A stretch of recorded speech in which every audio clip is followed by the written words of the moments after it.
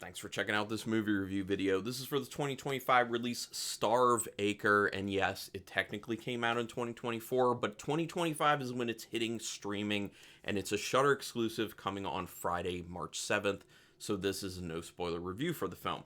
This is one I actually considered trying to watch before the end of 2024 to see if it would rank on my top 25 list, and I'll tell you right now, it would not make it, so I'm okay with the fact that I didn't get to it then.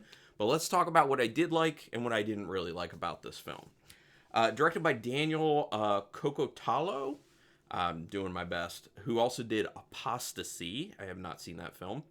Written by and Andrew Kokotajlo and Andrew Michael Hurley. This is a UK film that's starring Matt Smith. So if some people are like, oh, Matt Smith, sounds like maybe I know this British actor.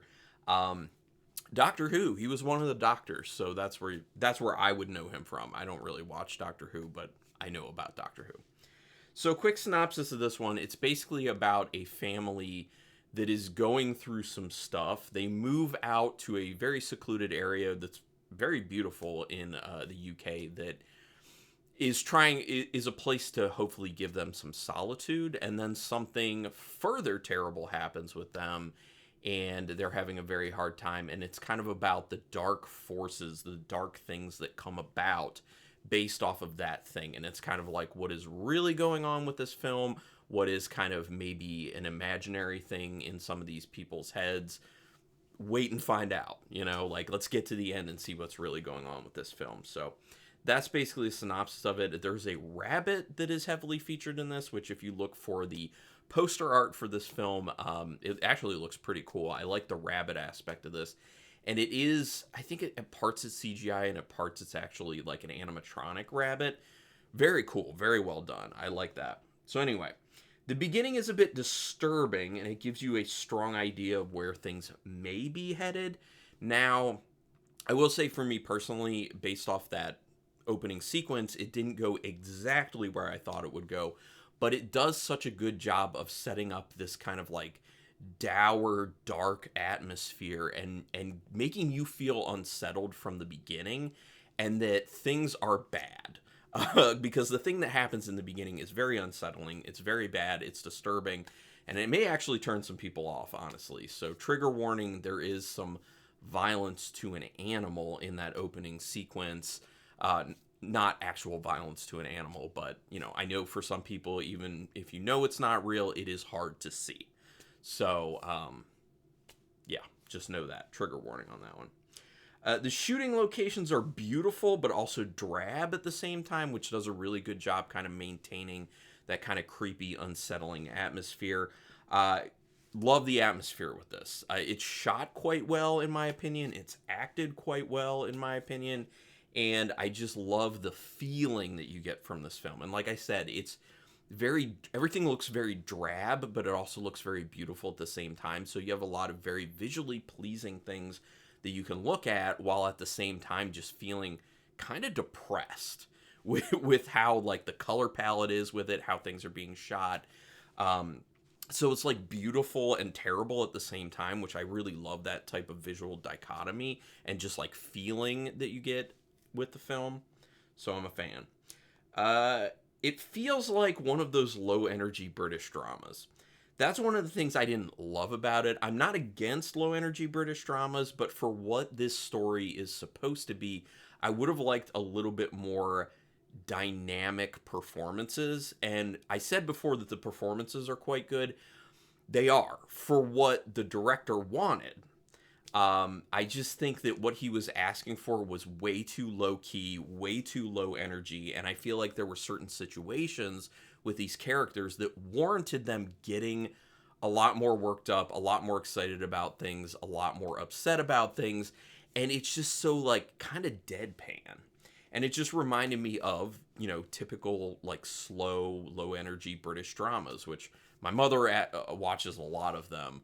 And that's fine. They're good. Like, they're really good. But I just don't think it fit what this story, in my opinion, should have been, honestly. And I think it does a disservice to the film. And it also helps to make it feel even slower of a film, which I think it has pacing issues anyway without that kind of low energy acting going on. So, yet another issue for me. The most emotion you actually get from characters is slightly raising their voice for the most part. There are a few very small exceptions to what I'm saying with that, but for the most part, like I was saying, you get in these situations and like someone's like pissed or someone's like really worked up, upset, whatever, and you're just like, they should be exploding, but they're not, or they should be just reacting or acting a lot more strongly than they are, and it's just like they raise their tone a little bit, and you're just like, this just doesn't feel real to me. You know, like, what world are we in, basically? And it's supposed to be in the real world, you know? Although there is some kind of, like, stuff going on that doesn't feel very real world, but is interesting. About 50 minutes in is when it starts getting interesting, and it is a bit past an hour and a half. I think it's like an hour and 40-some minutes with credits, so don't love the fact that after that original opening scene, it takes so long to get back to something that actually like grabs you and pulls you in. But there is at the 50 mark a very interesting concept that comes up. It definitely gets a lot more interesting, but it then kind of like slows down a little bit more after that, which is another issue that I kind of have with this. Again, going back to what I was saying, is the pacing isn't great with this film, unfortunately. And it also feels like it should have actually been cut down a bunch, in my opinion. Being a bit over an hour and a half doesn't feel great for this film. It feels better probably at about an hour 10, hour 15, somewhere in there. There is some properly creepy imagery. Now, this is also going back to what I was saying about it being shot really well. There were some great ideas about some really creepy looking things for this film, and they were executed quite well because the director has a good idea of how to create those creepy scenes and creepy imagery. And then the cinematographer has a really good idea in conjunction with the director of how to execute those. So I like that about it. At times, the score does a great job of making you feel unsettled, but there are also those times where they kind of crank it way past where they should be cranking it, where it kind of feels like they're screaming at you and trying to tell you how you should be feeling, and you're just like, I get it. I understand. Like, the composition of the music is very interesting. It's very good. It's got a lot of, interesting discordant sounds in it that really helps sell what I was talking about, that unsettling feeling. And I really like that. Like, the atmosphere, very good with this film, and the score is a very large part of that. Overall, it's way too slow. It's low-key and long for what the story is. That's one of the big issues for what the story is. It just, because of how it moves and how it feels energy-wise, you get to the end of the film and you don't feel that excited. You don't feel a whole lot of impact. You don't feel energy, like any type of energy from what is transpiring. It just kind of plays out in this blah fashion, unfortunately. And that's one of the things I didn't love about the film. It's very obvious that this film plays on grief. You'll know this like very early on in the film, that it just plays off of grief, which is something that's obviously been used in horror films a lot, and even lately.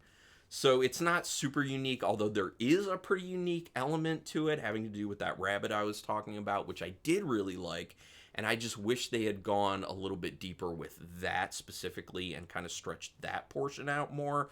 The stuff that they end up stretching out so much is just like conversations that just are a bit repetitive, and they just aren't that interesting, unfortunately. And like I said, super low energy, so don't love it. But I didn't hate the film either. So honestly, I don't want to give it a terrible rating. I don't want to give it a great rating, so it feels very appropriate to go ahead and give it a 2.5 out of 5 stars. But I would love to hear other people's opinions on this one. If you've seen it, go ahead and put it in the comments, and we can talk spoilers if you would like to do that. Totally fine with me. Do me a quick favor, though. Hit subscribe to my channel if you haven't done that. That is a great way to show your support. Another great way to show your support if you have a few ducats available to you. For a few dollars a month, I have 3 different tiers of membership for the channel. There's a link in the description, and you can see what that would get you each month, what perks for that nominal fee. Also, thumbs up on this video really does help with that YouTube algorithm, and you can hit the notification bell button if you want to know when I'm putting up new videos. But regardless, thank you very much for taking your time to watch this, and until next time, keep it brutal.